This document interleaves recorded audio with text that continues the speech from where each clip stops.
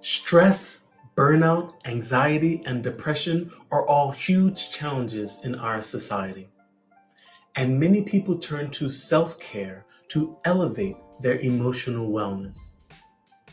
When I think about the self care umbrella, I tend to think about two avenues you can explore: body care and mind care. When you're feeling stress, people will often recommend that you do something to take care of your body, like sleep more, exercise more, or get a massage. And all of those are great options for self care, and they can reduce stress, especially when the main source of stress is your body. But here's the thing: you could go for a walk, eat healthy food, and get a good night's sleep on Saturday, and then still feel anxious or overwhelmed on Sunday night as you're thinking about going to work the next day. Your stress can be driven by your body and or your mind. When your stress is mostly being driven by your body, you're depleted, you're tired, you're in pain, then body care may be the most effective strategy to help change your emotional wellness. But when your stress is being driven mostly by your mind, then mind care may be the better strategy.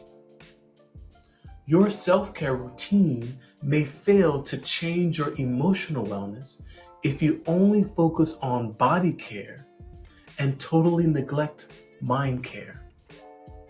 Now, don't get me wrong. I'm not saying that taking care of your body isn't important. There is a mind-body connection. Your body affects your mind affects your body. And both body care and mind care can positively affect your emotional wellness. But let's talk a little bit more about mind care. If I was coaching you around emotional wellness, one of the first questions I would ask you is, how do you want to be? Do you want to be calm, grounded, confident, patient, kind, grateful, joyful, connected, creative, fair, happy? I think a lot of us struggle with our emotional wellness because we never decide how we want to be. And with no clear vision, our brain just drifts from emotion to emotion like a rudderless boat. But once you set a vision or intention for where you want your brain to go emotionally, it becomes easier to map out a plan to get there. A few years ago, when I was struggling with feelings of depression, I asked myself, how do I want to be? And the three words that I picked were creative, connected, and joyful. And those words became a guide for how I wanted to walk through life. Creativity is one of my top strengths, and when I'm creating, my heart sings and I feel alive.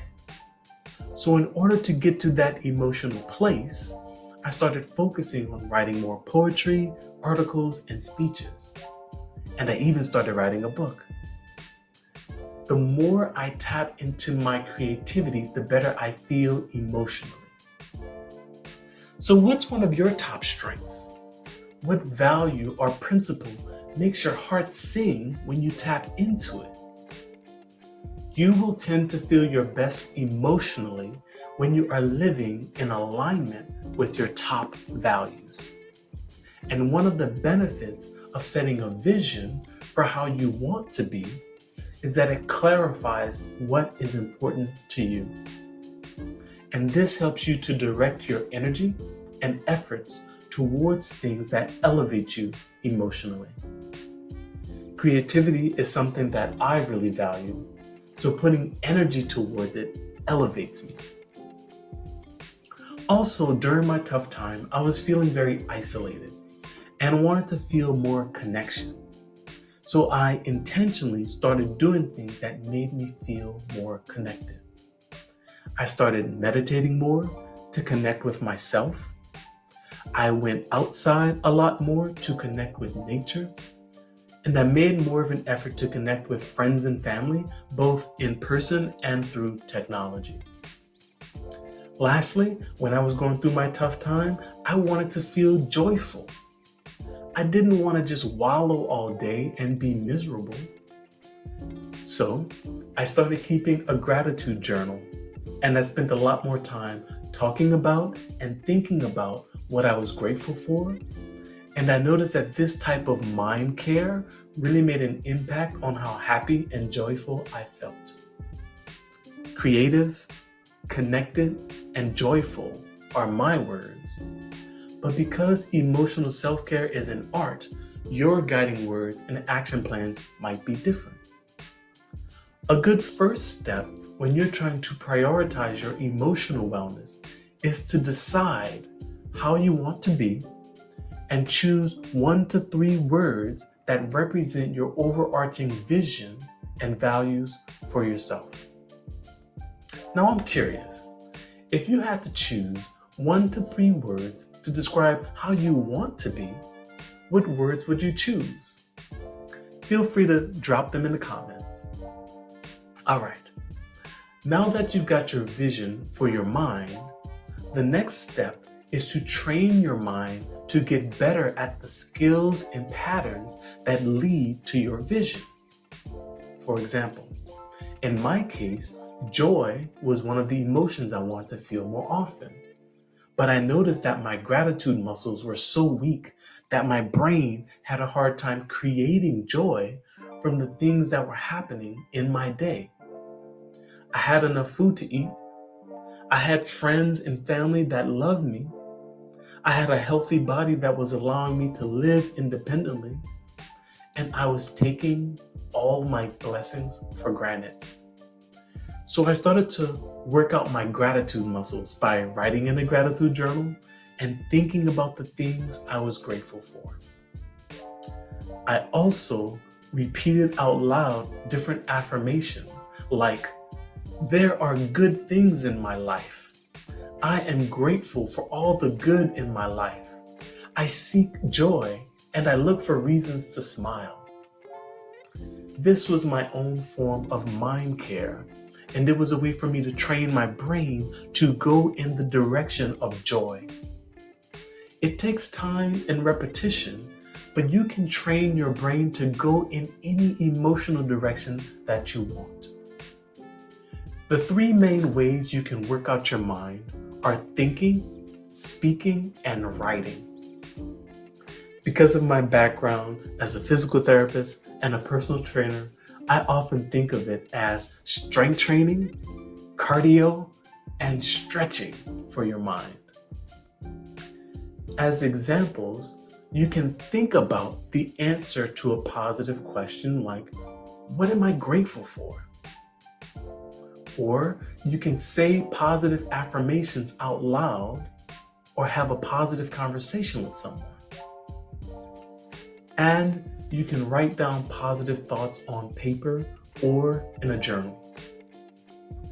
Mind care is so important because our brain ultimately generates our emotions.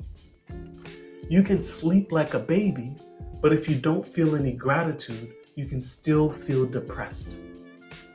You can work out every day, but if you constantly go around labeling everything as a threat, you can still feel anxious. You can eat a healthy diet, but if you constantly criticize everyone, you might feel less connected. Now, I'm not trying to bash body care. Because of the mind-body connection, anything that you do to take care of your body will support your emotional wellness. But when your emotions are being driven more by your mindset and your thinking, focusing on training your mind will generally lead to better emotional wellness. I've seen something as simple as a gratitude challenge dramatically change the emotional wellness of so many people. And a gratitude challenge might be a strategy that you decide you want to pursue for your own mind care. I know that you are a smart and capable person. And with the right strategy, you can transform your stress and negative emotions into more positive ones. If you're trying to prioritize your emotional wellness through self-care, you can explore both body care and or mind care. In regards to mind care, a good first step is to define where you want your mind to go emotionally. And once you have a clear vision for how you want to be, you can plan activities that align with that value, and you can take steps to train your mind to be better at going in that emotional direction. I hope you found some value in my words. And if you like this video and want more tips and strategies to increase your joy, happiness, and emotional wellness, don't forget to click subscribe. And until next time, be well.